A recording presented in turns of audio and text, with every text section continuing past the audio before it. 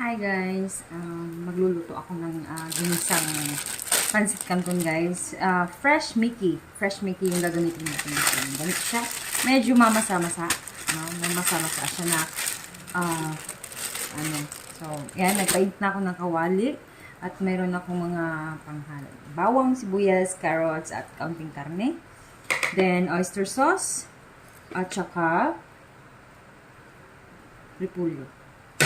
At mantika, of course, at ang ating pangpalasa. So, ayan, umusok na. Lagyan natin ng mantika. Panggisa ng ating karne. Unahin natin yung karne. Kailangan na mag-brown siya. Mag-brown. So, sindihan natin ulit kasi naman enough ko siya. Painitin natin ulit at ano natin yung karne natin guys. Tustahin muna natin, okay? So ayan, medyo mainit na ang ating kawali at ilalagay na natin ang ating karne. Ayan. Antay natin siyang mag-brown. Hindi ko na hiniwa itong malaki kasi buto. Ayan na lang siyang ganyan.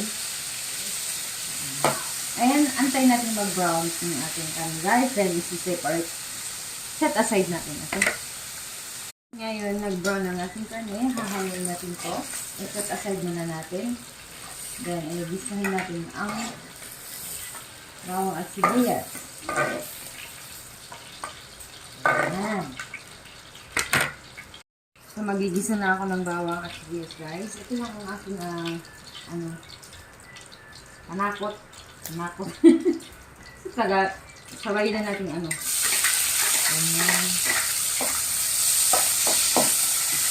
Mabango.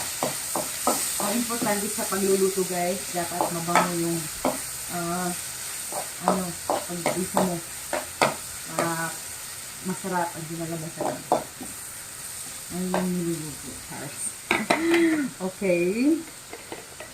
So, yun, anong gagawin ko? Lalagyan ko siya ng magic, kaunting magic yung aking sibuyas at bawang.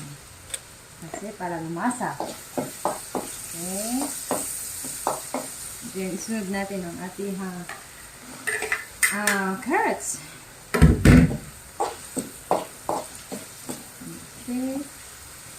Then, titimplahan ko na siya guys ng toyo, kaunting toyo.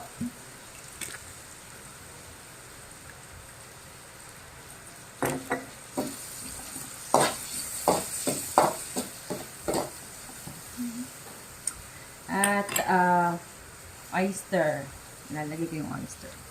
Malasa na siya. So, lalagyan natin ang oyster.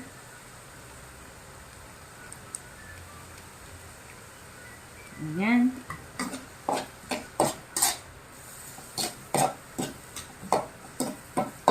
Then, ang ating Knorr liquid sauce. Ang daming timpla guys. Masarap pag ganun.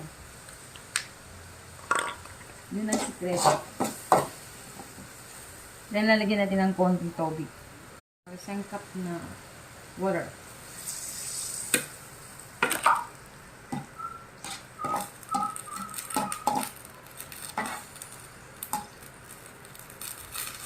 Tingnan natin ang ating sabaw.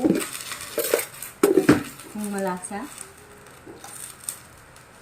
Pakukuloyin lang natin yan guys. Saka natin ilagay natin fresh meat. So, ayan, kumulo na siya guys. Ilalagay natin ang ating pancit Mickey. Okay. Fresh Mickey po ito ang gamit ko.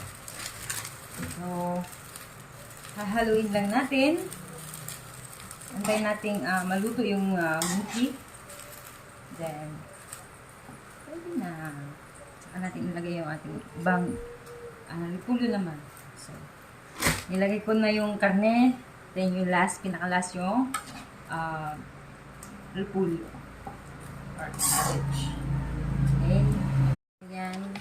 Malambot na lalagay na natin ang ating repolyo.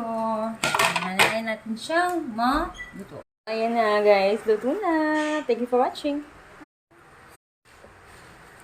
Ayan na siya. Masarap, right? Looks delicious.